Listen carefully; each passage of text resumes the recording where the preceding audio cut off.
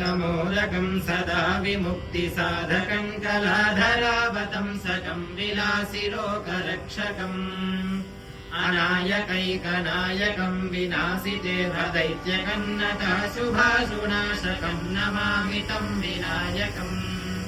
न चेतरातिभीकरन्न बोधितार्कभास्वरन्न मत्सुरारिनिर्जरन्न ताधिकापदुर्धरम् सुरेश्वरं निधीश्वरं गजेश्वरं गणेश्वरं महेश्वरं तमाश्रये परात्परं निरन्तरम्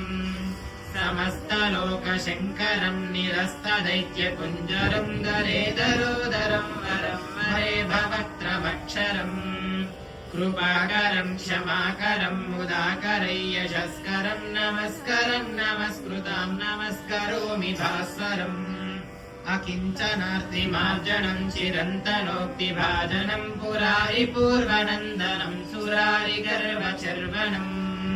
प्रपञ्चनाशभीषणं धनुञ्जयादिभूषणं कपोलदानवारणं भजे पुराणवारणम् नितान्तकान्तिदन्तकान्तिमन्तकान्तकात्मजम् अचिन्त्यरूपमन्तहीनमन्तराय कृन्तरम् मृजन्तरे निरन्तरं वसन्तमेव योगिनां तमेकदन्तमेव तं विचिन्तयामि सन्ततम् महागणेश पञ्चरत्नमादरेण योन्वहं प्रजल्पति प्रभातके हृदि स्मरन् गणेश्वरम् अरोगतामदोषतां सुसाहितीं सुपुत्रतां समाहितायुरष्टभूतिमभ्युपैति सोचिरात् जय गणेश जय गणेश जय गणेश पाहि मां जय गणेश जय गणेश जय गणेश रक्ष माम् महागणाधिपतये नमः कर्पूर आनंद मंगल दिव्य नीराजनं दर्शयामि अनन्तरम् आचमनीयं समर्पयामि नमस्करोमि गजानन भगवान् की जय। तस्मिन् पुलिने देव्या कृत्वा मूर्तिं महीं महीं स्वाहा अर्हणां चक्रतस्तस्या पुष्परूपाग्निदर्पणैः तिराहारौ यथाहारो तन्मनस्को समाहितौ स्वाहा रजस्तो हरिञ्जैव जयात्रा स्वाहा मार्कण्डेय उवाच स्वाहा